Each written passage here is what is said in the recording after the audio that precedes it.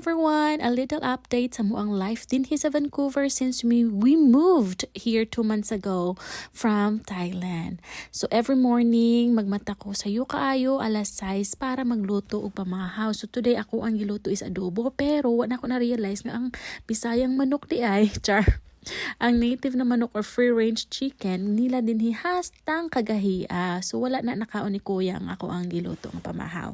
And also, last night, wala minang hugas og plato. So, buntag na nako na siya hugasan. Okay, basin ma-misinterpret ninyo no, nga wala nakaon ang akong adobo. Anyways, gipalatan pa nako siya og dugay. Mauna nga, nadugayan og di na maabtan sa time, muadto na si kuya sa iyang work. So, pagkagabi na lang siya nagkakaon ana. Og sunod natong buhaton, magbasa tag devotional kay maunang ato ang dapat mauna atong food for the soul. Yes, dapat basahon yun natong ato ang morning devotional. Og nag-fix na dayon ko sa amo ang bed. Kay kailangan ato nga nindot og hapsay ang ato ang bed. Char. Karon ra na. Anyways, ang amo ang bed kanid ay among habol daay kay dinala na mo nigikan sa Pilipinas. Kaning puti nga ako ang gisampaw isa Divisoria na ako ni siya gipalit. Pag man nato fix sa bed, makigmarites sa Thailand si Madam Tats na ang ato ang kaistorya. Alright, so now it's time to do our homework. Kay kailangan nato i-submit ang ato ang homework kay na ay mga due date. Lisod kaayo mabagsak kay mahal kaayo ang tuition in taon isa ka subject. $2,800. Oh, aha ka dira. Okay, nahuman naman ko sa ako ang homework na anapod ta din sa ato ang online job. Yes, naatay online job di ay. Ang focus din nato ani atong online job is to gain experience. Kay dapat mag-experience good to learn fast.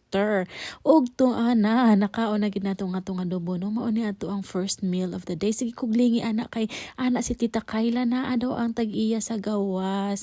So akong gili nagmarites. Pag man nato og kaon ana, it's time to clean the toilet. Yes, ato ang limpyuhan atong toilet kay Friday karon dapat pagka Sabado limpyo nang ato ang toilet, diba? Char. Okay, by the way guys, naada ay pud me part-time job din actually part-time job na ni Kuya Harvey which is cleaning dito sa iharapong same company nga iyang giworkan. So after sa iyang regular work, naa pa siya additional job mag-cleaning din the same company. So para dali siya mahuman, ato siyang tabangan. So amo siyang tabangan ni Kayla M today. Okay na lang ko gamay kay information nga i-share sa inyo ha. For today's video, dinhi ay sa Canada kay hilig kayo sila og referral. So kung someone will refer you for that job, mas paspas ka or mas dali ka madawat. Pero ug walay mag-refer nimo, you have to wait for your luck. Yun siya. Kay dugay na kayo na kung in-apply sa Indeed, walay mga referrals.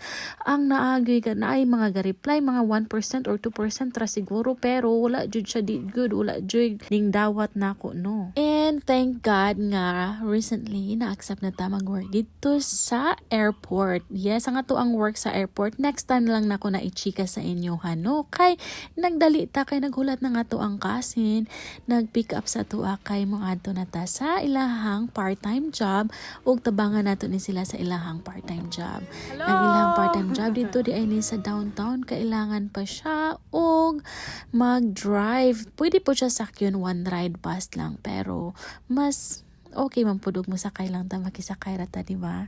Ug din hilang tama na nga mo ang video. Daghang salamat. Bye bye. God bless everyone.